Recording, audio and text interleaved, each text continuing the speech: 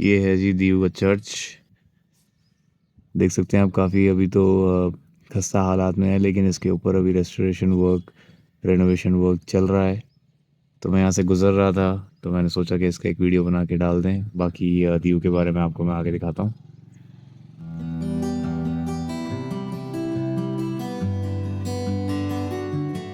जी good morning, नया दिन नई शुरुआत। अभी हम हैं इस समय यूनियन टेरिटरी दीव के अंदर, और जैसा आप देख सकते हो मेरे पीछे पूरा का पूरा ये दीव का फोर्ट एरिया कहलाता है। और समुंदर आपको दिखाई दे रहा होगा, आगे चल के थोड़ा सा एक फोर्ट भी पड़ता है। दीव की ज़्यादातर मैं बात करूं तो मैं रात को यहाँ पे आया था, तो भाई ये गोवा नहीं है, इसको बिल्कुल आप गोवा मत समझो। यहाँ पे आपको बहुत कम इंफ्रास्ट्रक्चर मिलेगा। लिटरली रात को आया जब मैं, तो मेरे को यहाँ पे होटल ढूंढना भी बड़ा मुश्किल हो गया था, और होम स्टे मेरे को एक मिला।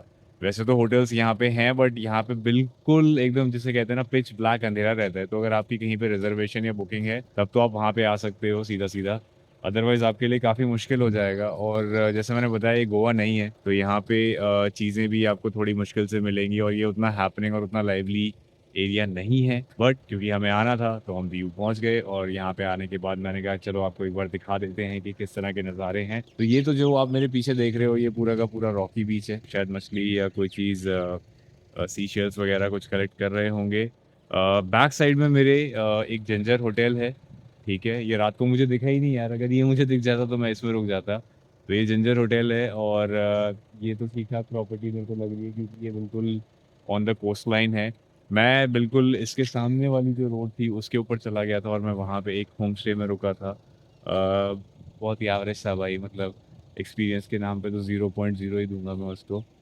बट चलते हैं आगे और देखते हैं कि दीव में और क्या क्या है यहाँ पे घूमने के।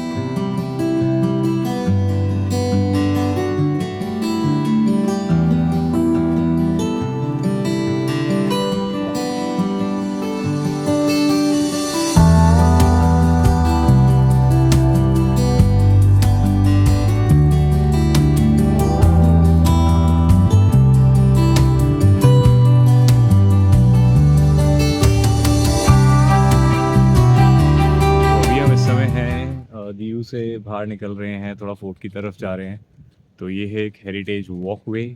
ये एक रिसेंटली रेनोवेटेड जगह है, तो देखते हैं यहाँ पे क्या है। ये शायद कुछ व्यू पॉइंट टाइप का है। तो मेरे पीछे जैसे आप देख रहे हो भाई, यहाँ पे सीढ़ियाँ वगैरह हैं, तो सीढ़ी पे चढ़ना पड़ेगा और देखते हैं कि आगे क्या है यहाँ पे। Obviously as you can see, समुंदर तो यहाँ से भाई हर जगह से ही दिखेगा। कुछ नहीं है भाई यहाँ पे, लिटरली खाली है भाई। ये तो वही यहाँ पे आ गए और यहाँ कुछ भी नहीं है। ऐसा लग रहा है मतलब पूरा बीच ही खाली पड़ा है, पूरा एरिया ही खाली पड़ा है। यहाँ बहुत कम लोग आते हैं यार, यहाँ बहुत ही कम लोग आते हैं, और शायद यही कारण है कि यहाँ पे होटल वगैरह और इंफ्रा भी ज़्यादा नहीं है, और चीज़ें भी बहुत लिमिटेड है यहाँ पे। बाकी व्यू अच्छा मिल रहा है यहाँ से, इस जगह से अगर आप देखोगे। ये देखो भाई, व्यू तो सही लग रहा है काफ़ी, है ना। एक भाई साहब नीचे मछली पकड़ रहे हैं, दो लोग और हैं। ये मुझे समझ नहीं आता यार, ये समुद्र में लोग क्या ढूंढते रहते हैं भाई सुबह सुबह जाके। मेरे ख्याल से सी शेल्स ढूंढते हैं, सीप जिसे कहते हैं ना हिंदी में, सिंपल लैंग्वेज में, ये शायद वो ढूंढते हैं। बाकी यहाँ पे और दूर दूर तक समुद्र दिख रहा है आपको चारों तरफ। हाँ, पोर्चुगीज जैसे यहाँ पे रहा करते थे। तो दीव की हिस्ट्री के बारे में थोड़ा बहुत मैं आपको हिस्ट्री का एक लेसन दे दूं, तो दीव जो है बेसिकली काफ़ी पुराना एरिया है। एक टाइम पे ये सौराष्ट्र किंगडम का पार्ट हुआ करता था, बट इसका जो मैं कहूँगा मेन प्रोमिनेंस आया था, वो आया था पोर्चुगीज इन्फ्लुएंस की वजह से। सो अराउंड 16 सेंचुरी, सन 1509 के करीब पोर्चुगीज जो थे वो यहाँ पे आए थे। और पोर्चुगीज़ ने आने के बाद यहाँ पे सुल्तान बहादुर शाह जो थे उनके साथ एक ट्रीटी किया था, और उस ट्रीटी के रिजल्ट में ये हुआ था कि भाई पोर्चुगीज़ लोगों को यहाँ पे काफ़ी सारे फोर्ट्स, चर्चेस और अपने बाकी चीज़ें बनाने के लिए एक परमिशन मिल गया था, क्योंकि पोर्चुगीज़ काफ़ी इन्फ्लुएंशियल और पावरफुल हुआ करते थे। अब सीन ये था कि भाई पोर्चुगीज़ लोगों ने यहाँ पे ये सब क्यों सेटल किया। उसका रीज़न ये है कि भाई यहाँ पे ओपियम ट्रेड करने के लिए ये एक बहुत ही परफेक्ट लोकेशन थी।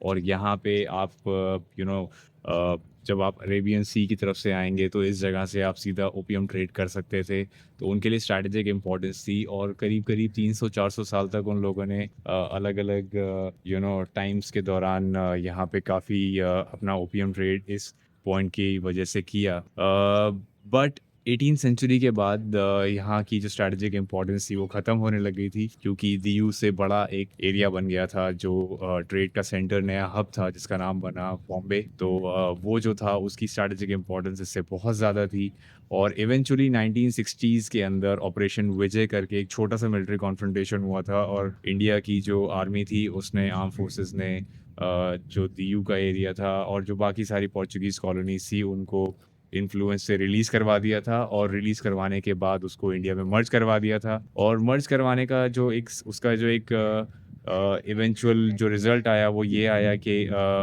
दीऊ गोवा का पार्ट बन गया था इनिशियली बट बिकॉज़ गोवा भी एक फिर इंडिपेंडेंट स्टेट बन गया तो फिर इसको दीऊ को दादरा नगर हवेली के साथ में मर्ज कर दिया गया। तो आज की डेट में ये दीऊ, दमन दीऊ जो आप सुनते हो वो इसकी हिस्ट्री है। तो ये था एक छोटा-सा लेसन। सो अभी जो आप मेरे पीछे देख रहे हैं ये है आईएनएस कुकरी मेमोरियल। आईएनएस कुकरी की हिस्ट्री मैं आपको बता दूँ, आईएनएस कुकरी जो था इंडिया का एक वॉरशिप था जो कि 1950s 1958 के अराउंड पे ब्रिटिशर्स ने इंडिया को बना के सौंपा था। इसमें उस समय के हिसाब से काफ़ी अच्छी टेक्नोलॉजी थी सोनार करके और इस तरह की टेक्नोलॉजीज़ एग्ज़िस्ट करती थी। हुआ क्या था कि 1971 में जो इंडो पाकिस्तान वॉर चल रही थी तो आईएनएस कुकरी और आईएनएस किरपान को नॉर्दर्न अरेबियन सी जो आप मेरे बैक साइड में देख सकते हैं इसको डिफेंड करने की रिस्पॉन्सिबिलिटी दी गई थी। अब उस समय पाकिस्तान का एक सबमरीन था जिसका नाम था पीएनएस हैंगर। उस सबमरीन ने एक टॉर्पीडो छोड़ा था जो इस आईएनएस कुकरी पे जाके लग गया था और जिसकी वजह से ये विदिन मिनट्स जो था ये डूबने लग गया था।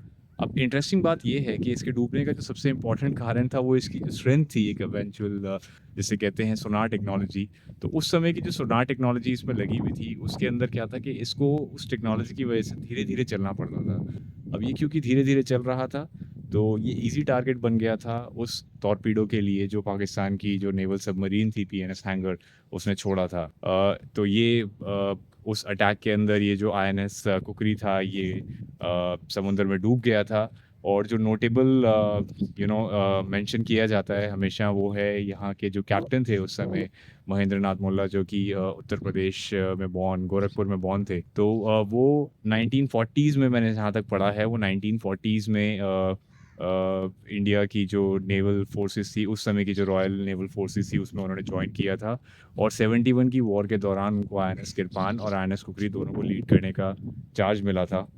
और जब ये अटैक के अंदर ये शिप डूब रहा था तो उनकी जो लीडरशिप स्टाइल है उसको लोग हमेशा याद करते हैं और इसी वजह से उन्हें महावीर चक्र भी मिला था। तो उन बताते हैं कि उन्होंने बहुत कामली लोगों को मतलब बचाने के लिए प्लानिंग भी करी थी। अनफॉर्चुनेटली इसमें करीब-करीब 170 के से भी ज़्यादा जो सेलर्स थे और 17-18 जो हमारे ऑफिसर्स थे वो शहीद हो गए थे। लेकिन जो महेंद्र नाथ मुल्ला हैं उन्होंने अपना काम कंपोज़र रखा और नेवल फोर्सेस में कहा जाता है कि कभी भी अपनी शिप को नहीं छोड़ना चाहिए। तो उन्होंने एंड तक भी जब ये शिप डूब भी रहा था, उस समय भी इस शिप को नहीं छोड़ा और लोग बताते हैं कि वो आराम से डेक के ऊपर खड़े होके जब शिप डूब रहा था, एक सिगरेट पी रहे थे। तो ये कहानी है आईएनएस कुकरी की और यहाँ पे आप देख सकते हैं सब लोगों के नाम लिखे हुए हैं। आई थिंक शायद आप लोग पढ़ नहीं पाएँगे क्योंकि ये नाम जो है ग्लास के ऊपर ही लिखे हुए हैं तो थोड़ा रीडेबिलिटी में डिफ़िकल्टी आ सकती है। लेकिन सबसे ऊपर जो नाम है, सबसे ऊपर जो आपको नाम दिखाई दे रहा है वो कैप्टन महेंद्र नाथ मुल्ला का ही है। तो ये इस जगह पे मुझे अच्छा लगा कि इन्होंने सारे जो नाम हैं उनके बारे में उनके जो लोग शहीद हुए थे उनके नाम लिखे हुए हैं और ये उसका एक छोटा-सा मिनिएचर वर्ज़न भी इन्होंने लगा रखा है जिसमें यहाँ पे लिखा हुआ है आईएनएस कुकरी और जितने भी यहाँ पे पेड़ लगे हुए हैं उन पेड़ों के ऊपर भी इन्होंने प्रॉपर्ली नाम वगैरह मेंशन कर रखा है कि जो जितने भी हमारे शहीद हुए थे सैनिक उन सब के नाम यहाँ पे मेंशन्ड है। और बैक साइड में आप देख सकते हैं कि पूरा का पूरा यहाँ पे समुंदर है ना? तो ये अरेबियन सी आपको दूर-दूर तक जो दिखाई दे रहा है this is the Arabian sea right. और नीचे भी देखो भाई बीच किनारे शंख होता है लक्ष्मी शन सब नेचुरल है 100% नेचुरल है। ओके जी, तो फाइनली हम पहुंच गए हैं उस जगह पे जहां के लिए मैंने इतना लंबा सफर तय किया था।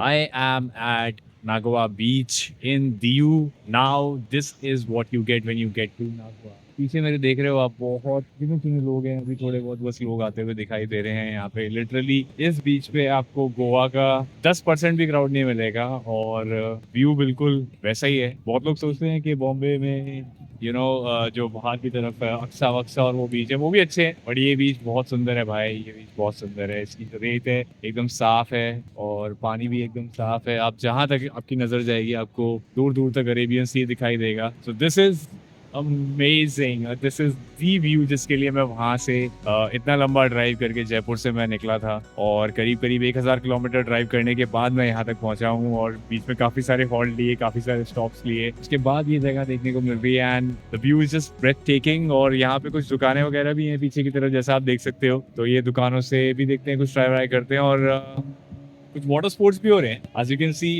वो हर जगह पे आजकल एक कॉमन चीज हो गई है। So you can C at the back कुछ वाटर स्पोर्ट्स यहाँ पे चल रहे हैं। जेट स्कीइंग हो गया, बनाना बोट राइड और मेरे ख्याल से मोटर बोट्स वगैरह वगैरह। देखते हैं, ट्राई करते हैं, नहीं करते। मेरा मूड तो नहीं है भाई, मैं एकदम चिल मारने के लिए बीच पे आया हूँ, बट लेट्स सी यहाँ पे क्या क्या चीजें अवेलेबल।